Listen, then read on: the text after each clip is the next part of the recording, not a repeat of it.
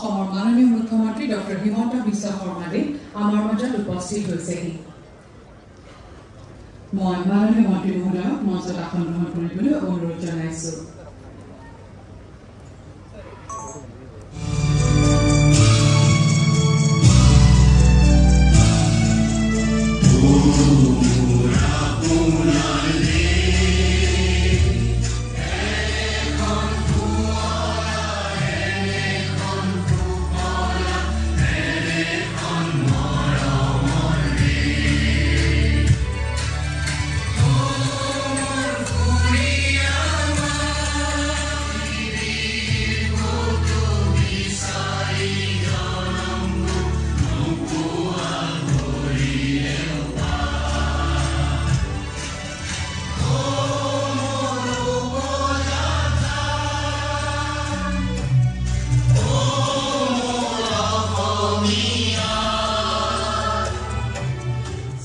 আমি সকলে জ্ঞাত যে বৰ্তমান চৰকাৰৰ মাননীয় মুখ্যমন্ত্ৰী ডাঙৰীয়াৰ সবল নেতৃত্বতে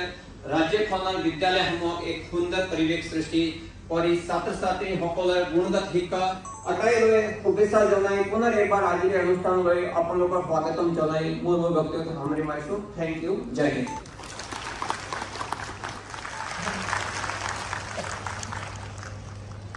ধন্যবাদ মহাশয় এতিয়া গুণোৎসৱ 2025 শৃংখলিত ব্যৱস্থাৰে শিক্ষাৰ সংস্কাৰ আৰু উত্তৰ পুৰুষৰ অগ্ৰগতি জ্ঞানৰ আলোকেৰে জাতিৰ প্ৰগতি কল্যাণকামী কেন্দ্ৰ আৰু ৰাজ্য চৰকাৰে দেখা এই সপোন আৰু সংকল্প বাস্তৱ কৰাৰ লক্ষ্যৰে শিক্ষা বিভাগে অব্যাহত ৰাখিছে শিক্ষাৰ মান উন্নয়নৰ আন্তৰিক প্ৰয়াস 2017 চনৰ পৰা ৰাজ্যত অনুষ্ঠিত হৈ আহিছে জ্ঞান অন্বেষণৰ উৎসৱ গুণোৎসৱ যোৱা 6 জানুৱাৰীৰ পৰা 7 ফেব্ৰুৱাৰীলৈ ৰাজ্যত 3টা পৰ্যায়ত সুশৃংখলিতভাৱে সম্পন্ন হ'ল গুণোৎসৱ 2025 অধিকৃত চাহ বাগিচা দ্বাৰা পৰিচালিত চাহ বাগিচাৰ আদৰ্শ বিদ্যালয়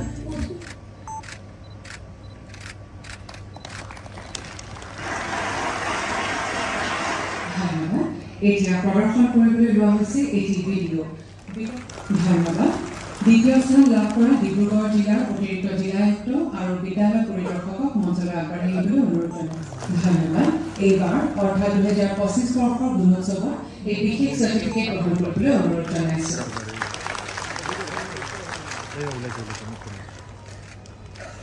গুণোৎসৱৰ জৰিয়তে লাভ কৰা উৎসাহ আৰু গুণোৎসৱৰ জৰিয়তে লাভ কৰা উদ্দীপনাই অসমৰ শিক্ষা জগতখনলৈ অনা ৰূপান্তৰৰ দৃশ্য অলপ আগতে আমি তথ্যচিত্ৰত দেখিবলৈ পাইছোঁ কিন্তু এই যাত্ৰা কেৱল তথ্যচিত্ৰতে মাত্ৰ ধৰি ৰখা হোৱা নাই আজি অসমৰ চৰকাৰী বিদ্যালয়সমূহত হোৱা পৰিৱৰ্তন আমি প্ৰত্যক্ষ কৰিবলৈ পাইছোঁ আৰু অসমৰ শৈক্ষিক জগতখন বিশেষকৈ ৰাজহুৱা খণ্ডৰ শিক্ষা ব্যৱস্থাত আমি দেখি অহা পৰিৱৰ্তনে আজি ৰাইজৰ আৰু অভিভাৱকসকলৰো দৃষ্টি আকৰ্ষণ কৰিবলৈ সক্ষম হৈছে ই এক অসাধাৰণ কৃতিত্ব আৰু এই অসাধাৰণ কৃতিত্বৰ বাবে মই ৰাজ্যৰ শিক্ষক সমাজলৈ অভিনন্দন জনাইছোঁ আৰু প্ৰতিগৰাকীকে মই মোৰ অন্তৰৰ গভীৰতম কোণৰ পৰা ধন্যবাদ জনাইছোঁ 2017 চনত অসমত গুণোৎসৱ আৰম্ভ হৈছিল 6ষ্ঠ বছৰৰ গুণোৎসৱৰ আজি পৰীক্ষাৰ ফলাফল আমি ঘোষণা কৰিছোঁ শিৱসাগৰ জিলাই প্ৰথম স্থান অধিকাৰ কৰিছে এ গ্ৰেড পোৱা বিদ্যালয়ৰ সংখ্যা A+ গ্ৰেড পোৱা বিদ্যালয়ৰ সংখ্যা দ্ৰুত গতিত বৃদ্ধি হৈছে মই আশা কৰোঁ যে আমাৰ শৈক্ষিক উত্তৰণৰ এই যাত্ৰা অনাগত দিনতো অব্যাহত থাকিব গুণোৎসৱত ভাল প্ৰদৰ্শন কৰা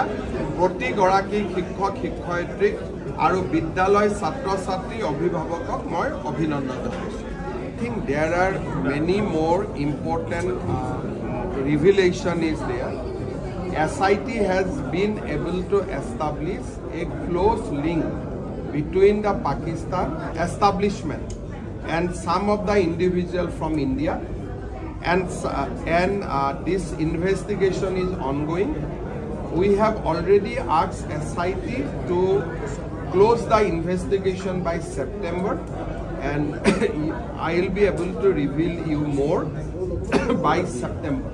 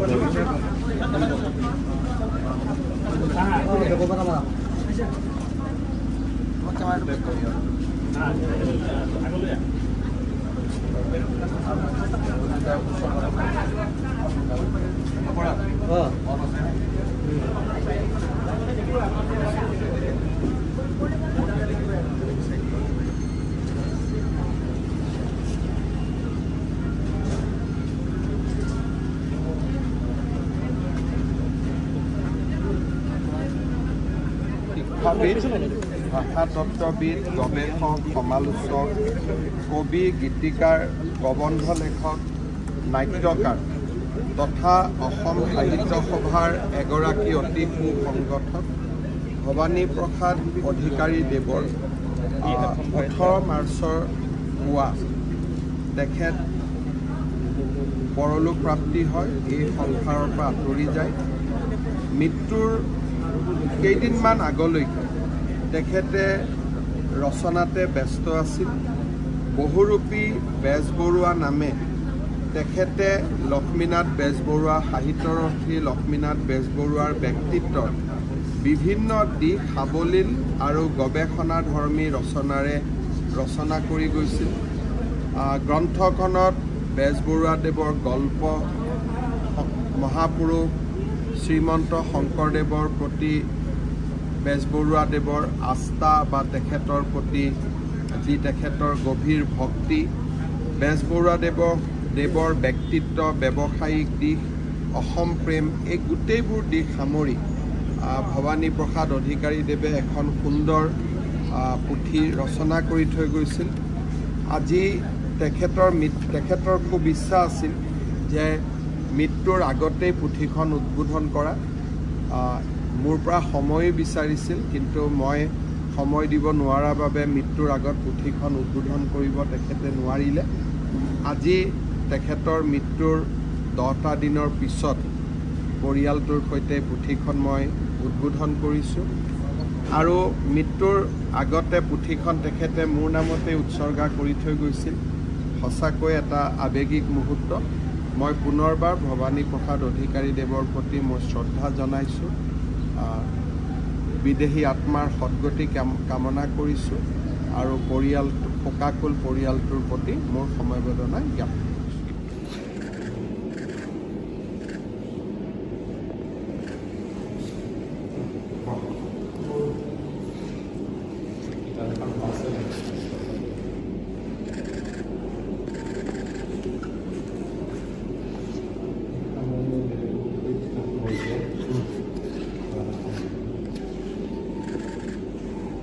Good afternoon, sir. This is basically a continuation to the Tata plant which we had got. Phase 0 of the university.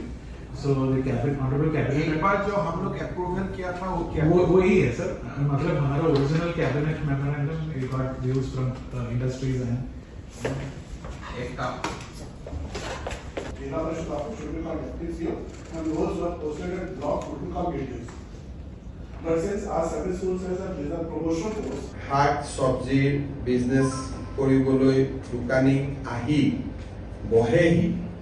আৰু তেনেকুৱা দোকানীসমূহৰ পৰা লেচিসমূহে কোনো কৰ সংগ্ৰহ কৰিব নোৱাৰিব। পাৰ্মানেণ্ট যিকেইটা ঘৰত পাৰ্মানেণ্টলি কোনোবাই দোকান কৰি আছে তাতে তেওঁলোকে টেক্স কালেকশ্যন কৰিব পাৰিব, কিন্তু যিখিনি পেটি house hold produce vegetable agricultural diary products লৈ আহে তামোল পাণ দৈ টকা পইচা তুলিছিলে আজিৰ কেবিনেট সিদ্ধান্তৰ ফলত সেই দুখীয়া ব্যৱসায়ীসকলৰ পৰা মহলদাৰসকলে টকা তুলিব নোৱাৰিব কিন্তু আজিৰ পৰা আমি এটা সিদ্ধান্ত লৈছো যে 1 এপ্ৰিল তাৰিখৰ পৰা কেন্দ্ৰ চৰকাৰে অতিৰিক্ত বোনাছ হিচাপে 250 টকা 1 এপ্ৰিলৰ পৰা দিয়া আৰম্ভ কৰিব ঠিক তেনেকে সৰিয়হটো আমি ক্ৰয় কৰি নাফেডক আমি দি দিওঁ কিন্তু তাতো অতিৰিক্তকৈ পাব পাৰ quintal this is over and above the present MSP আমাৰ ৰাজ্যৰ ইতিহাসত প্ৰথমবাৰৰ বাবে ৰাজ্য চৰকাৰে কৃষকসকলক অতিৰিক্ত বোনাছ লৈ আৰু উৎসাহ বাঢ়িব আৰু আমাৰ নতুন প্ৰজন্মৰ যুৱক যুৱতীসকলে খেতিত নিজকে বিনিয়োগ কৰিবলৈ তেওঁলোকে সিদ্ধান্ত ল'ব প্ৰতি কুইণ্টলত কৃষকে 2550 টকা লাভ কৰিব ইট ইজ এ হিউজ জাম আপোনালোকৰ যদি মনত আছে অসমত 600 টকাত প্ৰতি কুইণ্টলত 2021 চনত ধান বিক্ৰী হৈছিল মাষ্টাৰ্ডৰ ক্ষেত্ৰত ভাৰত চৰকাৰে 5950 টকা দি আছে ৰাজ্য চৰকাৰে এতিয়া তাত 500 টকা গৈ 2700 মান অহা বছৰ এই বছৰৰ কথা মই কোৱা নাই আজি আমাৰ কেবিনেটে বাজেটত ঘোষণা কৰা অনুসৰি দৰং জিলা এখন নতুন মেডিকেল কলেজ নিৰ্মাণৰ কাৰণে 572 কোটি টকা অনুমোদন জনায় দৰং মেডিকেল কলেজখনত আমি এটা সিদ্ধান্ত লৈছো যে মেডিকেল কলেজখন বনাওঁতে প্ৰথমতে বিএসসি নাৰ্ছিং কলেজ এখন আৰু জিএনএম নাৰ্ছিং স্কুল এখনো আমি ইয়াৰ লগত সংলগ্ন কৰিয়ে বনাম আগে পিছে আমি মেডিকেল কলেজ বনাম আৰু মেডিকেল কলেজ হোৱাৰ বহু বছৰ পিছত তাত এখন বিএসসি নাৰ্ছিং কলেজ হয় বা জিএনএম নাৰ্ছিং স্কুল হয় এতিয়াৰ পৰা আমি সিদ্ধান্ত লৈছো যে মেডিকেল কলেজ বনালে লগত আমি বিএসসি নাৰ্ছিং কলেজ এখন আৰু জিএনএম নাৰ্ছিং স্কুল এখন লগত আমি একেলগে বনাই দিম ইয়াৰ ছুটীয়াসকলক জনজাতিকৰণৰ বিষয়টোক আমি দীৰ্ঘদিন ধৰি কৈ থকা হৈছে আৰু যোৱা আলোচনাত অসমৰ মাননীয় মুখ্যমন্ত্ৰী মহোদয়ে মাৰ্চ মাহত জনজাতিকৰণৰ প্ৰতিবেদন প্ৰেৰণ কৰিম বুলি আমাক প্ৰতিশ্ৰুতি দিয়া হৈছিল আৰু আমি দেখা পাইছোঁ যে যোৱা বিধানসভাত মুখ্যমন্ত্ৰী মহোদয়ে মৰাণ আৰু মটক জনগোষ্ঠীৰ ক্ষেত্ৰত আপোনাৰ পজিটিভলি যাব বুলি প্ৰতিবেদনত আচলতে বক্তব্য হোৱা দেখা পাইছিলোঁ আৰু ইয়াৰ আগত যে আজিৰ দিনত বহুত চুতীয়া মানুহে নিজৰ পৰিচয়টো লুপ্ত কৰি ৰাখিছে আৰু তেওঁলোক ইতিমধ্যে আহোম বা বিভিন্ন শ্ৰেণীৰ লগত তেওঁলোক মিলি আছে পৰিয়ালত আমি ট্ৰাইবেলকৰণটো আগুৱাই লৈ যাম কিন্তু আপোনালোকে আপোনালোকৰ পৰিয়ালৰ ডাটা বেংক এটা আমাক বনাই দিব লাগিব যে এইখিনিয়ে মানুহ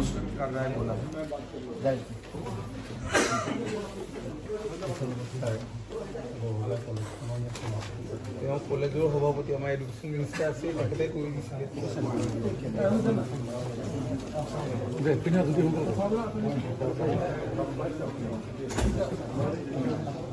মহানক যাবলৈ দিওঁ অলপ নাই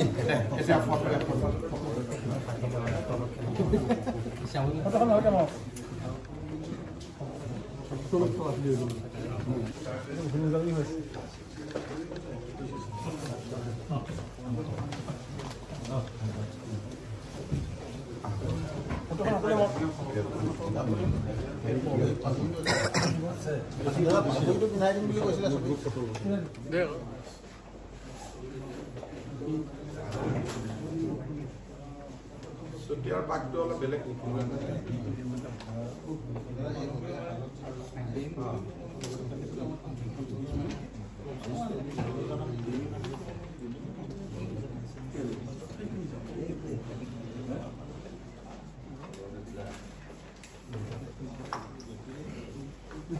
PPS